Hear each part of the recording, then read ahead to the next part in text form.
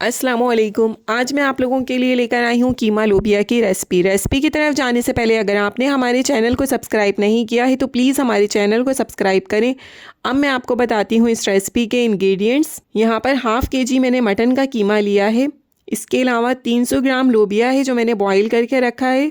3 अदद टमाटर हैं, 1 बड़ी प्याज है, हाफ़ प्याली घी है, नमक हस्बे ज़रूरत, 1/4 टेबल स्पून हल्दी है, 1 टेबल स्पून पिसे हुए धनिए हैं, 2 टेबल स्पून पिसी हुई मिर्चें हैं और 1 टेबल स्पून अदरक लहसुन का पेस्ट है।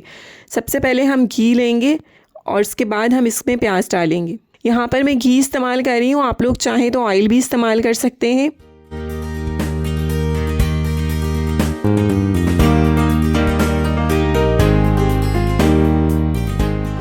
प्याज को मैं ब्राउन कलर नहीं दूंगी, हल्का सा सिर्फ सौते करना है हमें इसे।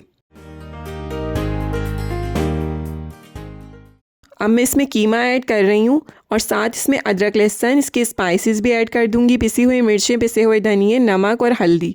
इसके बाद हम इसको अच्छे से मिक्स करेंगे।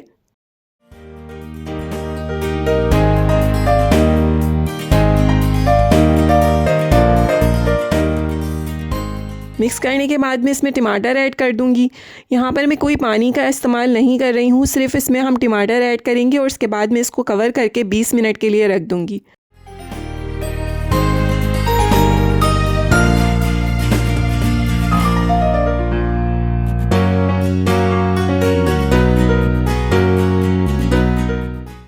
यहाँ पर कीमा तो अच्छे से पक गया है, इसका पानी हम ड्राई करेंगे।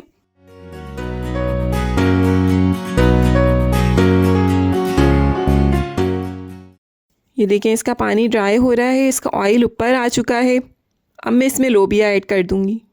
इसको 1 से 2 मिनट हम भूनेंगे और फिर मज़ेदार लोबिया कीमा तैयार हो जाएगा।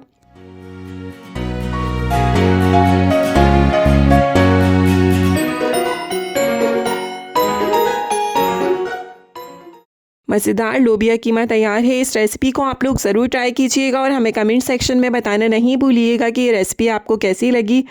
Thank you. अल्लाह हाफिज़।